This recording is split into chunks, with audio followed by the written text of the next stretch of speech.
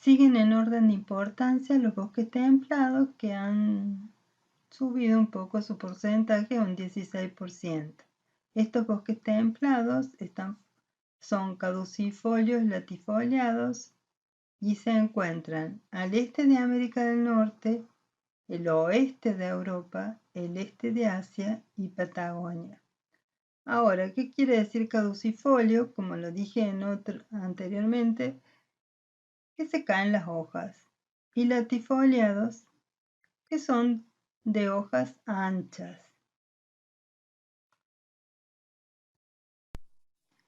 Las especies presentes en el norte son roble, haya, abedul, nogal, arce, olmo, fresno, entre otras, y son todas esas figuras que se encuentran arriba.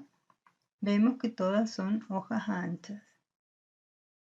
Son especies muy apreciadas por la madera, que es madera principalmente de calidad, de alto valor maderero, y también son utilizadas para actividades recreativas.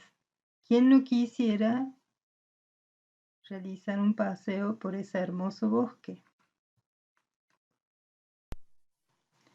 El bosque caducifolio se conforma por una mezcla de vegetales que crecen en regiones templadas con temperaturas no inferiores a menos 10 grados centígrados y con lluvias distribuidas a lo largo de todo el año. Este tipo de bosque se localiza alrededor de los 50 grados de latitud norte y sur.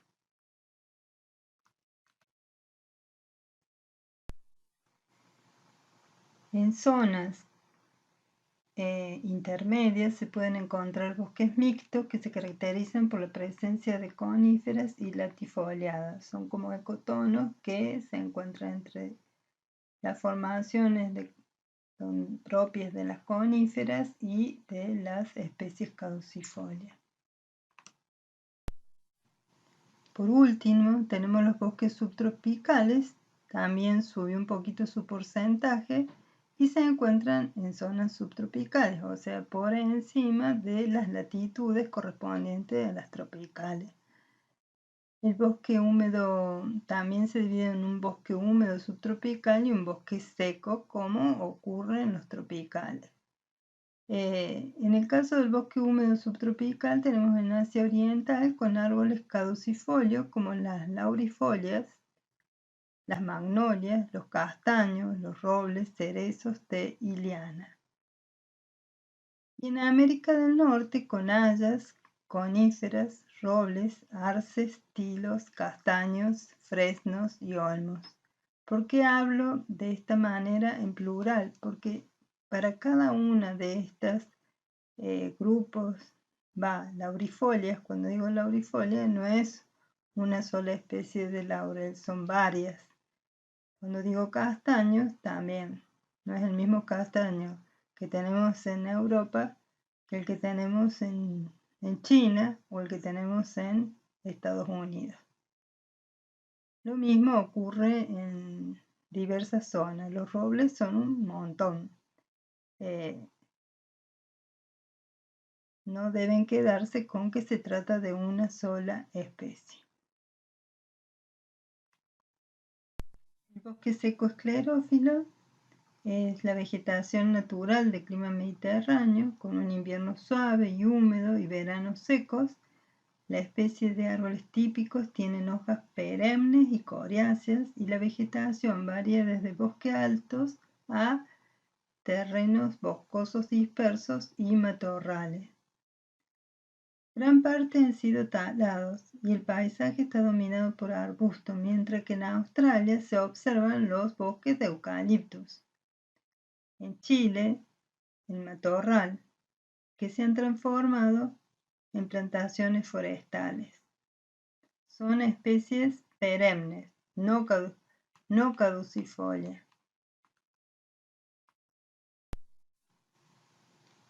El bosque mediterráneo, en California se lo denomina chaparral, en Chile matorral, como dijimos recién, en Australia, donde están los eucaliptus, en la zona mediterránea, donde se destaca la formación de los alcornocales, como el alcornoque es el Quercus suber, es la planta de donde se obtiene el corcho, y los encinares, que es el Quercus ilex, que se observa el fruto que tiene a mano derecha arriba.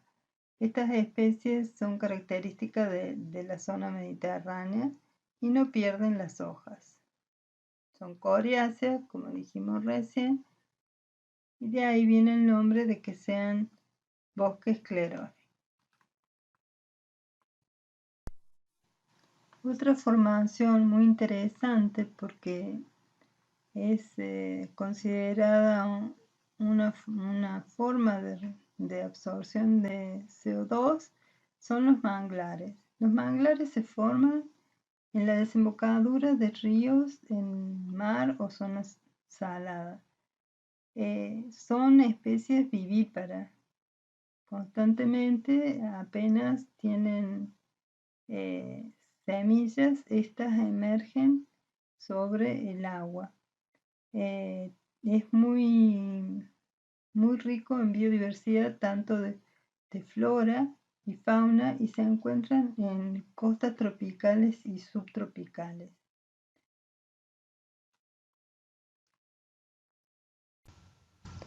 Bueno, entonces si yo les pregunto en qué parte nos encontramos acá, ustedes deberían responderme o decir qué tipo de bosque es.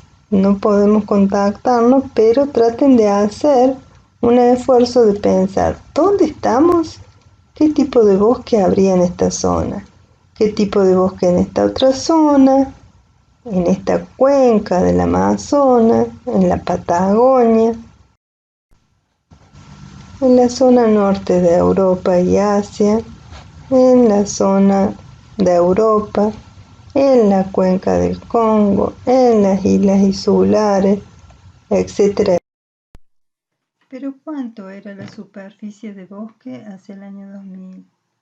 Considerando los bosques naturales y las plantaciones, tenemos que la superficie total de bosque era de 3.869 millones de hectáreas.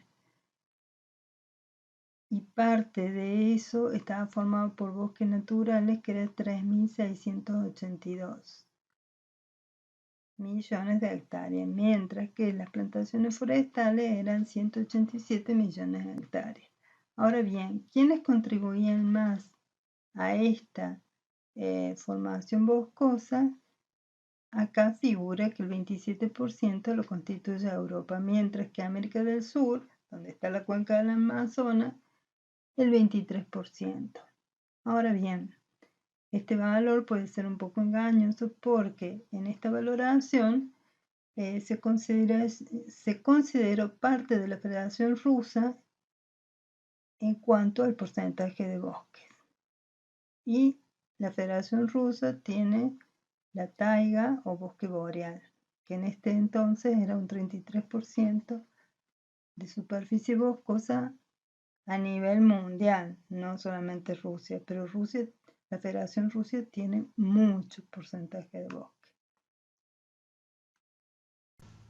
Si nos fijamos en este valor, vemos que el 30% de la superficie mundial estaba cubierta de bosque en el año 2000, pero hace 8.000 años la Tierra tenía un 50% de cubierta forestal.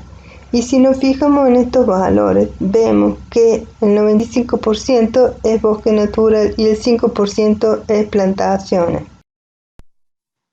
Si consideramos la situación hacia el 2020, vemos que esa superficie de bosque aumentó a 4.060 millones de hectáreas. Y si bien la superficie del año 2000 corresponde a un 30% de la cobertura de copas a nivel terrestre, tenemos que este porcentaje aumentó un 1% al año 2020. Ahora bien, la Tierra hace 1000 años estaba cubierta en un 50% de bosque. Las actividades humanas han hecho que este porcentaje baje a un 30%. Ahora bien, dijimos que la mayor componente era de bosques naturales. ¿Y qué porcentaje es? El 95%. El 5% restante lo constituía hacia el año 2000 las plantaciones forestales. Y esto estaba dado, fíjense, 116 millones de plantaciones forestales ocurrió porque China comenzó a forestar mucho. Ahora bien, hacia el año 2020 ese porcentaje varía y baja al 3%. O sea que hay un 97% de bosques naturales y un 3% de plantaciones forestales.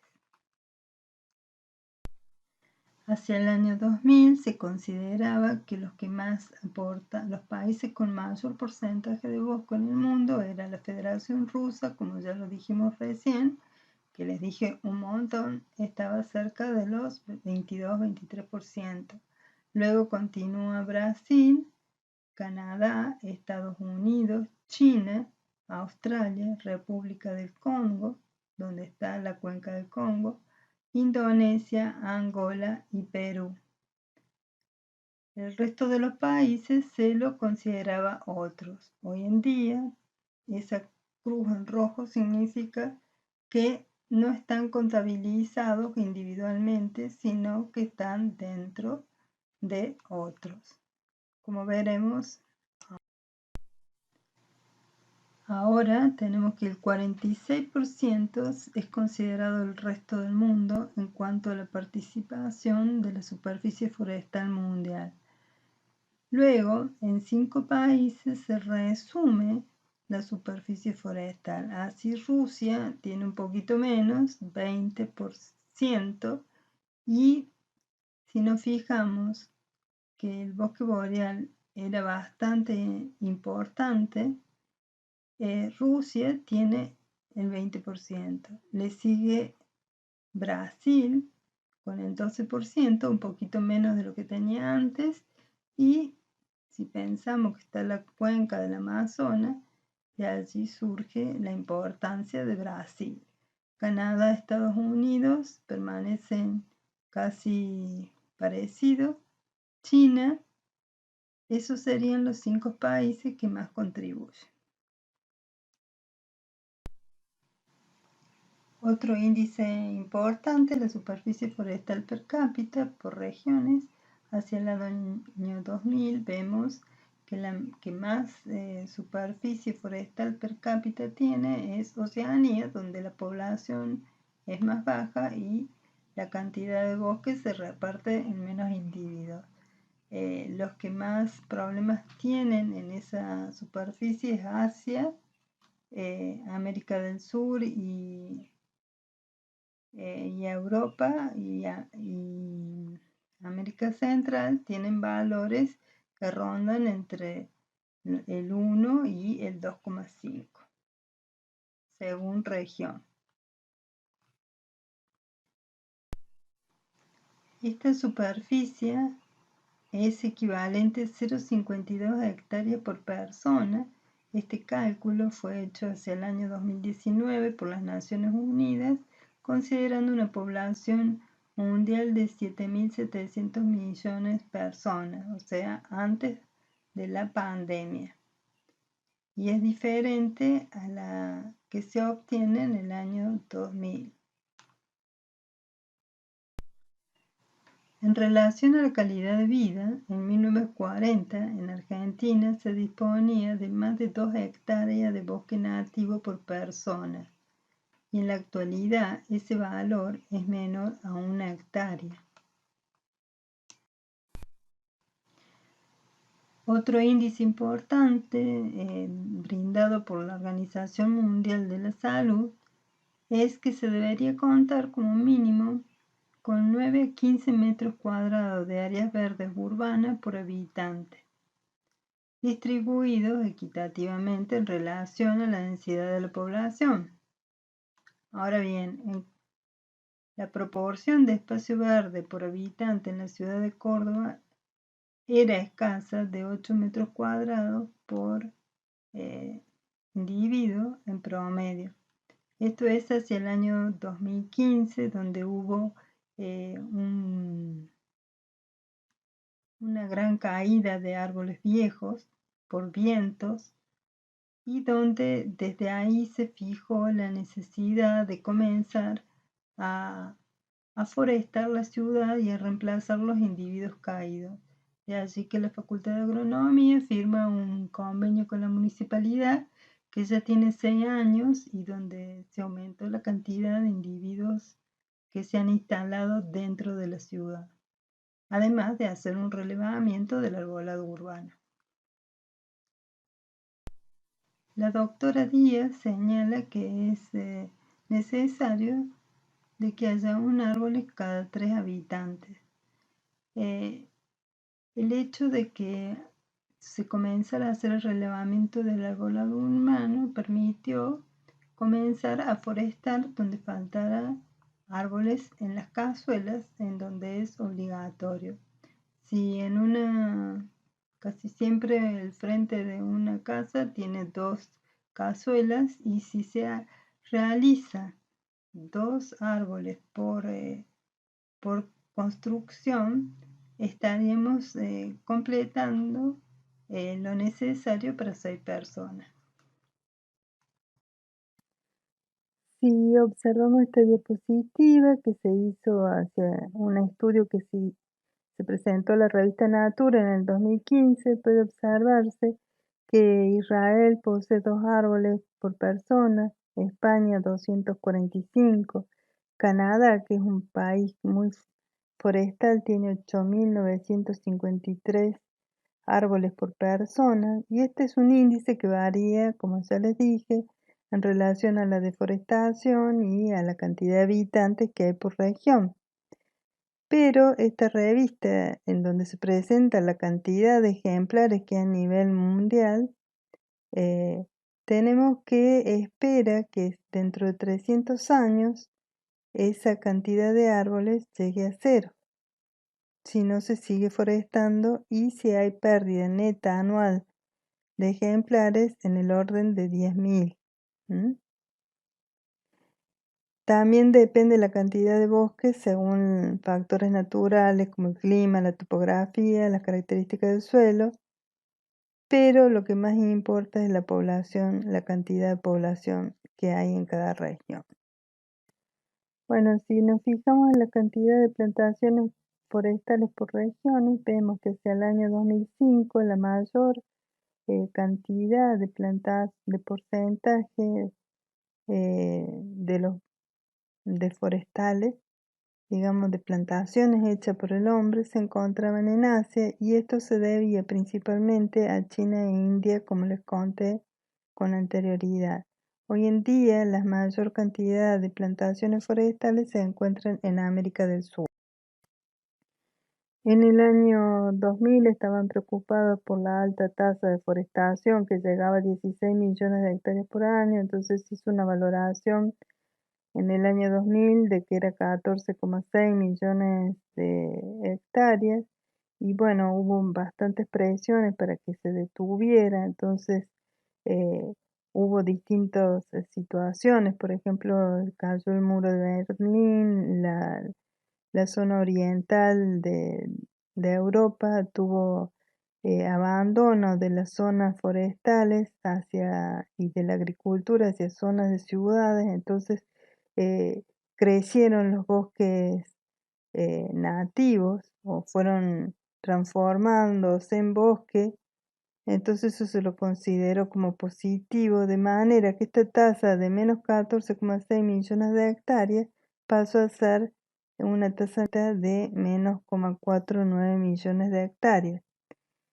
La cifra del 2020 revela que el mundo aún está perdiendo 10 millones de hectáreas de bosque anualmente, y lo consideran como algo positivo, porque en relación al 2010-2015 es menor la tasa.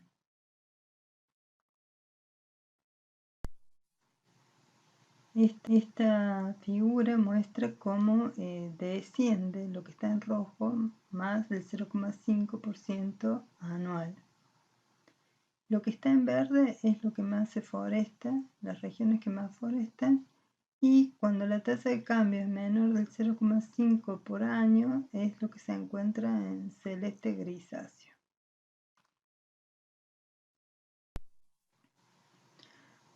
Uno de los conceptos más importantes es el de los bosques como sumidero vital de carbono.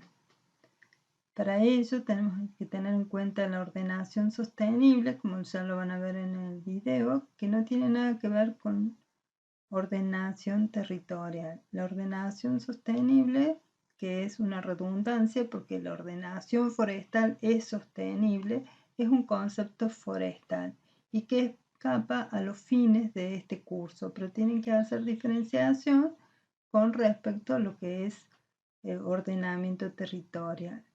Ordenación sostenible apunta a que todos los años se obtiene del bosque nada más que la renta, de manera de no alterar su estructura ni su función. Las plantaciones también y la rehabilitación de los bosques pueden aumentar la retención del carbono. Esto lo van a ver en el video que tienen como actividad a desarrollar.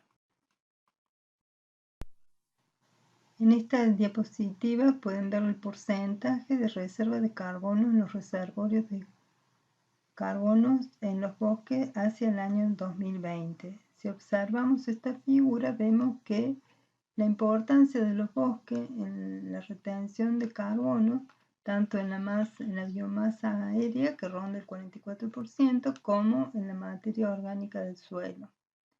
Hay un 4% que corresponde a madera muerta y un 6% hojarasca. Pero ¿qué pasa? De todos estos porcentajes, tenemos que la reserva total del carbono de los bosques disminuyó de 668 gigatoneladas en 1992 a 662 gigatoneladas en el 2020. Esa diferencia viene dada principalmente por el término que vimos al comienzo, que es la deforestación, que es el cambio del uso del suelo o su reducción por debajo del 10%.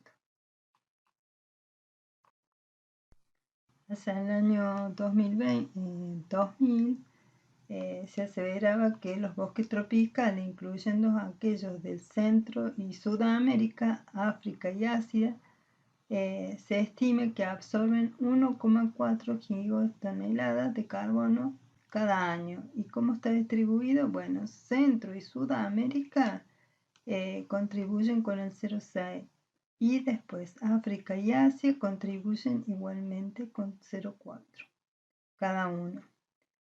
Ahora bien, la absorción anual por parte de los bosques tropicales es casi equivalente al 15% de todas las emisiones antropogénicas de carbono en el mundo.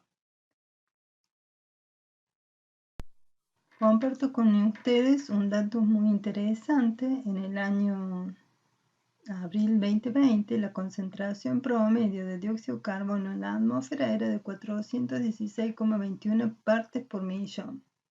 La más alta desde que comenzaron las mediciones en Hawái en 1958. Ahora este valor está aumentando.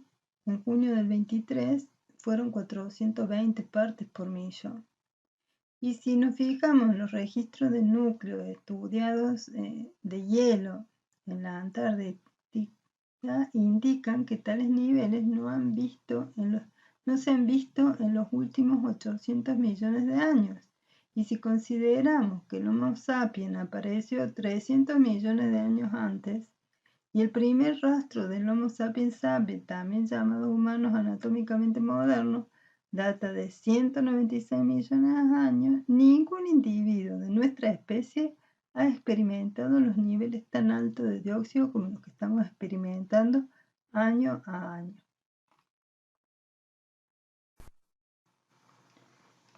Un concepto bastante interesante es la huella de carbono y es la totalidad de gases de efecto invernadero emitidos por efecto directo o indirecto de un individuo, organización, evento o producto. Tal impacto ambiental es medido llevando a cabo un inventario de emisiones de GEI siguiendo normativas internacionales reconocidas, tales como normas ISO, PAS o GHG Protocol. Así, tenemos que la Red Argentina de Municipios frente al Cambio Climático, que es la RAMC, y el alfa hueso carbono trabajan para que haya más mediciones de estos gases a efecto invernadero o se realice la huella de carbono.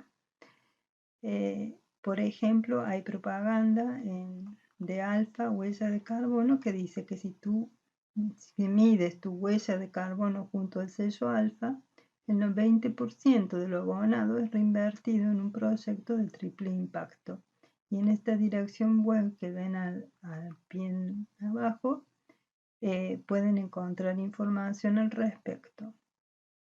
Por otro lado, les coloqué el artículo con 100.000 árboles plantados. Córdoba lidera el ranking nacional de municipios con más ejemplares urbanos incorporados. Esto fue el año pasado. Y en este accionar podemos destacar que la Facultad de Agronomía tiene un convenio con el municipio, como ya les dije, para no solamente inventariar cuáles son los árboles faltantes desde el 2000, más o menos lo llevamos adelante del 2018, ya va por su segundo ítem, el convenio, y tenemos que no solamente asesoramos y formamos a los becarios que ayudan a relevar el relevamiento de arbolado urbano, sino que también hemos contribuido a plantar, a formar para hacer viveros forestales y también contribuimos con plantines que proceden del vivero forestal educativo de la Facultad de Ciencias Agropecuarias. La huella de carbono se mide en masa de CO2 equivalente. Una vez conocido el tamaño y la huella, es posible implementar una estrategia de reducción y compensación de emisiones a través de diferentes programas, ya sea públicos o privados. Si vemos esta diapositiva, vemos la huella de carbono de los distintos países y está enteramente relacionado con el nivel de producción industrial. Así, los países que más están teniendo una alta huella de carbono son Estados Unidos y China. Fíjense el talón, la parte donde se pisa de esta hermosa huella. La India, que es un país muy industrializado, antes los países se dividían en vía de desarrollo y desarrollado. Hoy en día los países se dividen en industrializados y no industrializados. Rusia también es un país que contamina, y si nos fijamos en esta comparación de huellas, vemos que Argentina tiene una huella chiquita, Estados Unidos, que es una de las que tiene más grande, y en el Reino Unido, que es pequeña superficie, pero como es muy productora, tiene una alta huella. Como actividad tienen que observar y reflexionar sobre la temática del video Una verdad oportuna, elaborado por la Comisión Forestal del Reino Unido y FAO en el año 2008. Deben contestar las siguientes preguntas. Estas preguntas también quedan dentro del aula virtual. ¿Coincide usted con las apreciaciones del video? ¿Le resultan evidentes los cambios enunciados? ¿Cree que son exagerados o acertados? 2. ¿Cuáles son, según el video, las consecuencias más dramáticas del calentamiento global? Mencione al menos 3. Y 3. ¿Qué acciones relacionadas con los bosques se pueden hacer para mitigar el cambio climático? Describe al menos 3 formas.